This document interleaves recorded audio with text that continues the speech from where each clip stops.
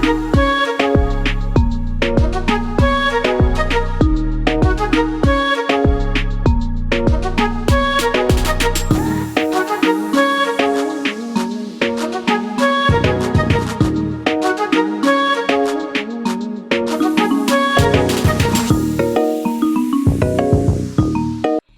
Afrozons show with your girl SheilaO, and this is How Far. How fun now? What's up? Wagwan? How you all doing? Hope you all keeping safe. My guest today began her music career doing backup vocals for artists such as George Michael and Mary J. Blige. In 2009, she signed a publishing deal with Sony ATV Music Publishing. Inspired by the growth of the Nigerian music industry scene, she moved back to Nigeria from the UK and signed with Maven Records in 2012. Her debut studio album, Once Upon a Time, was released in July 2013. In June 2016, she signed a management and publishing deal with Rock Nation. Yeah, you heard me, Rock Nation. In September 2017, she released her debut EP, Sugar Cane. November 2018, you see, it's all going in sequence now, right? November 2018, she became the very first female, to win the Best African Act at the 2018 MTV Europe Music Awards. In May 2019, she announced her new record deal with Universal Music Group. She has hits like Doro, Gelio, Eminado, All Over, Malo, and so many more. The queen of Afrobeats, Tiwa Savage, has now released the new album Celia in 2020. Tiwa Savage, queen, how far? How far? How are you? Waiting day. I'm good, queen. I'm good, queen. First and foremost, Tiwa, welcome to the first Afrobeat show on a major FM US dial in the United States of America, and that's Afrozons. Thank you, and congratulations. Thank you Such an so amazing much. platform. Your pedigree speaks for itself. How have you been able to keep pushing and staying relevant and consistent over the past decades? Oh man, I wish I could take the credit, but I have to just give God the glory. Like I honestly don't know or know of any magic or any trick. I think I've just really put God first, and I have to give it to my team. I have an amazing team, and you're really just as good or as strong as your team is. I have an amazing, a small knit group of people who work long hours even when I'm asleep just to make sure my dreams come true, and they're very supportive, especially being a single mother. Like I just have a great team, and I just have the great support. That's great. From my observation, there has been an artistic evolution of Tiwa sound, from the days of Maven Records to the Rock Nation Tiwa to now the Universal Tiwa. What's that journey been like for you? I think as an artist, I've been growing, and I think I'm at that point where I've been in the industry for a minute, and there's a newfound confidence that I have in myself and in my sound. And for this album, I wanted to go back to my roots. I wasn't scared, because I just felt like even if I sell 10 copies, like I don't care. I'm gonna do me, and me is R&B and Afrobeat. I'm an R&B girl, and people can tell from my sound.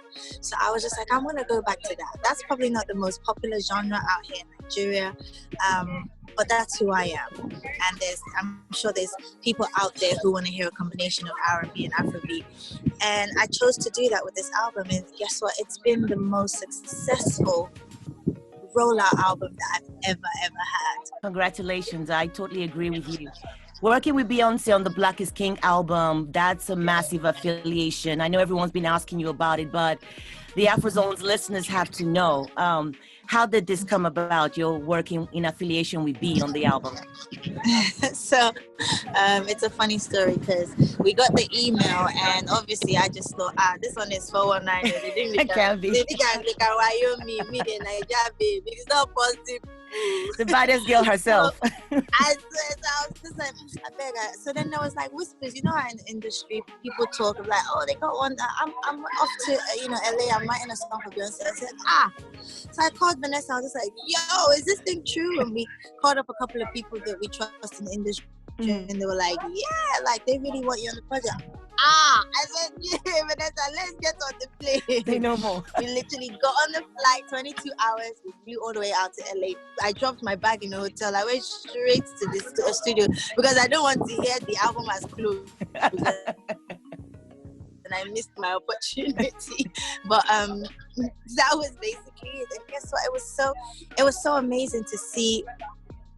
So just to see that level of work, you know, and just to be inspired by someone like Beyonce and see how hard she works and how much attention they pay to detail, and for me to walk away from that and be like, okay, we're gonna do this and we're gonna change this, and this is, you know, so it was bigger than just being affiliated with the project. It really inspired me on a different level in my, I guess, in my music.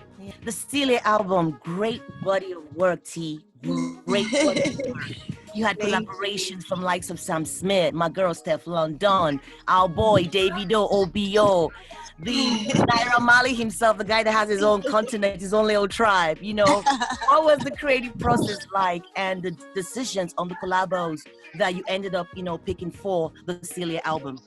So we rented out 9 rooms in a hotel for like 2 weeks. Wow. And everybody that I wanted to work with, it cost a lot of money, but I mean, my label Motown and Universal, they were like, whatever you need, we're going to get it done. And this is the first time I've ever done anything like this. Day in, day out, morning and night, we're going in and out of different studios for 2 weeks. We're eating, sleeping, drinking, laughing, crying, music.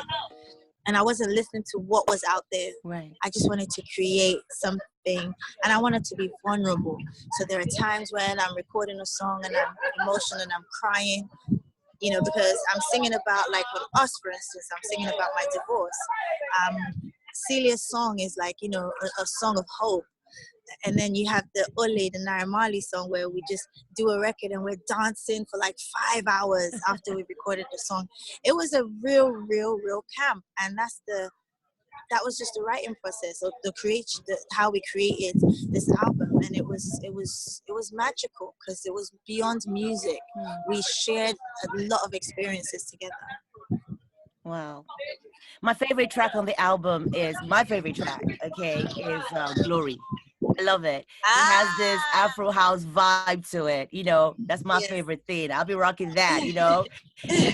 But outside Celia, my favorite collabo is SheilaO with Pato. I mean, no matter what mood I'm in, I'll get up. I start to dance. You know, that's a classic. What are your 3 biggest dream collabos? 3 biggest dream collabos yet to come. I would done a lot, girl. I would love to work with Rihanna, obviously. I'd love to work with Brandy. Oh, she'd love. Okay, I'll let her know. Okay. She's like, you know, she's my idol. And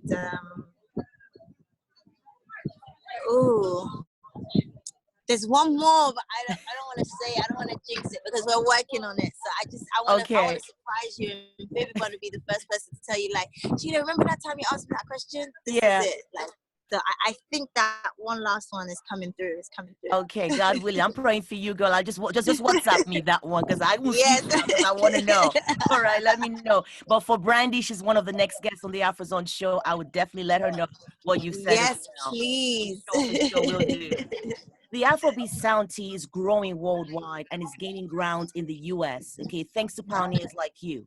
All right, you're the queen. All right. In my opinion, it should be much bigger in the US. No shade, okay, no shade. But only Afrozons is the platform that's getting the spins on terrestrial radio.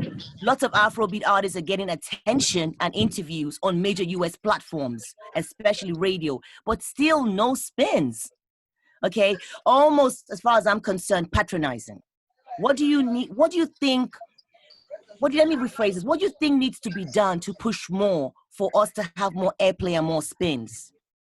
I think we just what we're doing, we just need to keep doing it and keep growing, because like any other genre, I remember, I mean, I would imagine that if you spoke to someone who was doing hip hop like how many years ago, they would tell you the same thing, like, you know, or dancehall or whatever. They were like, oh yeah, we just need to do more. We need to push. Like, I remember like someone telling me, the BET at the BET Awards, the Hip Hop Awards used to be given backstage. It wasn't even given on the main stage, the same way how Afrobeats is. And look at hip hop now. I mean, it's almost as big, even maybe bigger than pop music. It's a lifestyle, bigger. Yeah, so for us, I feel like we're doing what we're doing, but we just have to keep going. We have to keep pushing, because to some people, they think that this Afrobeat genre is going to have its 15 minutes of fame and it's going to go away. It's going to be a flash in the pan. We need to prove those critics wrong, and we need to keep growing, and we need to keep coming back bigger and better. And it needs to be more of us. It can't just be me, Wiz, David, Berner, me doing it. There should be 30, 40 artists coming all in at once. That way, like you can't just play one, because there's like 40, 50 artists or even more killing it. Yep. So we need to encourage other artists, other creatives, video directors, people like yourself, just having more platforms like that where we're actually changing the narrative and we're telling our own story. I couldn't have said it better myself. But speaking about growth, the growth of Afrobeat sound is global, like we just said. Do you find it challenging to artistically stay through to your original Afrobeat sounds while you're trying to reach and embrace this new diverse audience you're getting without losing your core fan base? Find that challenging, T? Because now it's so cool to be African. Like now it's cool to do Afrobeat. So I'm not even ashamed when I go into a session with, somebody who's not African or whatever, and I have to do my verse, and I'll sing in Pidgin, I'll sing in Yoruba. Like I'll even do it more, because I want them to be like, "What's that you're saying?" Say it again. Yes, I'll go into a session before, like I used to be ashamed of being African. Now I'll bring my egusi and rice. I'll be eating it there in the session. Offer them as well. Yes, wear my jalabia. I'm very I'm so proud. Like I'm so proud of being African. So yeah, it's not even a thing. Like, and it's never gonna go away from my music. Never. Good. Never ever. Good. I know you stay authentic. I know that for sure. It's time for Talk the Talk, Tiwa. As an African bad girl, the baddest. Your push has been for women to chase their dreams regardless of age, their current circumstances. What's your advice for women and young girls from Africa and all over the world who may be discouraged from chasing their dreams due to cultural restrictions or sexism or religion? What's your advice to them? I mean, I'm going to use myself as a point of reference. I don't have two heads. I don't come from a rich background. So you get what I'm saying? I'm as regular as they come. And that's, take everything away. Take the Tiwa Savage that you see on TV, that you hear, whatever, in your playlist on radio. I am as regular as they come. But I just had a belief that you couldn't tell me anything. I knew that with the grace of God, this was going to come to pass. And I didn't care how long it took me. I wasn't going to give up because at 25, I hadn't made it, or at 30 something, I wasn't going to give up. And trust me, I'm still not giving up. In my 60s, 70s, I'm still going to be rocking my little cane. I'm going to be on stage, performing, because I feel like it's important for young girls to know that it's okay to live. Don't put that pressure on yourself. As a woman, I didn't even really know who I was till I was in my 30s. I wasn't comfortable in my skin till I was much older. So don't put that pressure on yourself, and just know that if you have a gift, if you have a belief in you, you owe it to yourself and to your creator to make sure that dream comes to pass. Awesome. Tia, I know we dragged you away from a surprise party, and I know that's where you there's a lot of things happening in the background. And thank you for making this time. But being African is really cool, like we just talked about. So I want you to tell my audience, this little game we play called What's Your Slang? I want you to tell them 3 local lingos or slangs that they need to survive. One in Lagos and one in your second home, the UK. So 3 slangs that you think, yo, you coming out here, you best know this. Oh, let me just scrap the UK because I'm rusty. I don't want to say anything about Nothing the UK from Camden or Brixton or hey, nothing. They'll be looking at me like, when last were you in the UK, honey? Like, no. Let's deal with Lagos then. Like a slang? A slang, like I just come into Lagos for the first time and I want to say hey to somebody. What's the coolest way? The coolest way, not the general basic. Just call everybody. First of all, just call everybody Oga or Madam. That already breaks the ice because you know Nigerians, we like to feel like, do you know who I am? Yeah.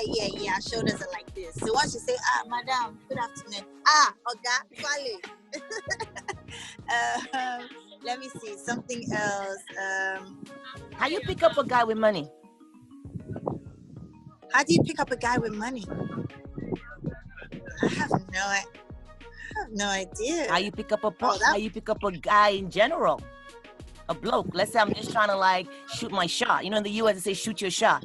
If you're trying to shoot your shot, what's the cleverest way to do it and still say cool? I'm really terrible. Maybe that's why I'm single. Sheila, I need help. You need help. Tiwa, you know it's by choice. You know you got the swag. So tell us something, okay? Tell me something. Oh, you're just trying to make me feel good. Thank you. No, it's the truth. All right, just tell me any slang. Tell me any slang. What if I want a job? I'm trying to make money, or you come somewhere you don't know. What's the first thing that's gonna happen? A slang. Oh my God, I'm really terrible at this. I'm trying to see who I can call to help me. Mecca. You need help, right? Okay. Hurry. Two slangs in Nigeria that you need. Yeah, street slangs. Yeah, lamba. Yeah, just two. You said lamba last slang. Oh my days. And like now that you're asking me, it's going off. I can't even think. Anything. Say, give me. No, he's terrible. He's really disgusting. He's actually worse now. I know. Yeah. You might have to call a friend. Buys money. So you buys money. Okay. Buys money. Always have fire in your pocket. So yeah, buys money. And what else? And that's it. I think that's the most important thing. How you did? How far? What's it? Tiwa Savage, I love you, girl. Tiwa. Thank you. I love you so much. Hey. Stopping by. We're gonna be repping you, supporting you. Keep putting out those bangers. Keep putting out those hits. The sky's the limit for you. I'm your #1 fan. You know that already. So just keep doing what you do, girl. We got you. Thank you. Thank you so much for stopping by. So much. Thank you. Bye. Hey, what's up? It's your girl Tiwa Savage, and you're watching How Far with my girl SheilaO.